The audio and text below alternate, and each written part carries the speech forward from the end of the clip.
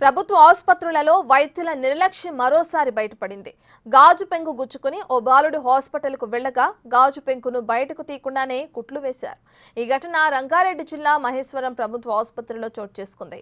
ప్రజలకు వైద్యం అందించాల్సిన ప్రభుత్వ ఆసుపత్రి డాక్టర్లు ఇలా నిర్లక్ష్యం చేస్తే పేద ప్రజలు ఎక్కడికి వెళ్లాలని ప్రశ్నిస్తున్నారు.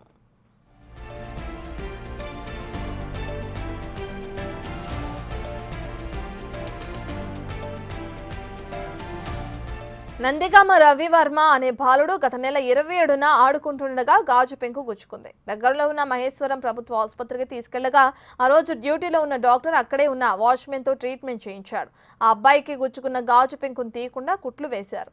2 రోజులు గడిచిన తర్వాత కాలు వాపు రావడంతో మరలా హాస్పిటల్కు వెళితే మాత్రలు రాసి పంపించారు. మళ్ళీ 2 రోజులకు కాలు వాపు రావడంతో బాధితుడు ప్రైవేట్ హాస్పిటల్లో ఎక్స్రే తీయించగా గాజు పెంకు కాలు లోపలుందని చెప్పారు. ఇక నిర్లక్ష్యం వహించిన డాక్టర్పై చర్యలు తీసుకోవాలి అధికారులను కోరారు బాధిత కుటుంబానికి చెందిన వ్యక్తులు.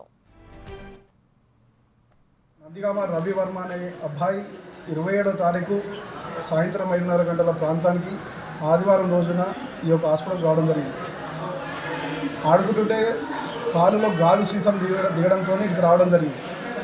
ఆ రోజు డ్యూటీలో ఉన్నటువంటి డాక్టరు నిర్లక్ష్యంగా ఆ రోజు కేవలం నామమాత్రం చూసి ఏం చేసినట్టే అక్కడ ఉన్నటువంటి వాచ్మెన్కి చెప్పి 3 కుట్లు వేయించడం జరిగింది. కుట్లు వేసిన తర్వాత 2 రోజుల తర్వాత బాధితుడు ఏంటంటే మళ్ళీ కాలు మంటలేస్తుంది, వాపు వస్తుందని చెప్పి హాస్పిటల్కి వస్తే మందులు రాస్తూ పంపిస్తాం క్లియర్గా. అదేవిధంగా మరలా 3 సార్లు వచ్చింది. 3 సార్లు వచ్చిన మెడిసిన్ అదేవిధంగా ఇచ్చింది. కాలు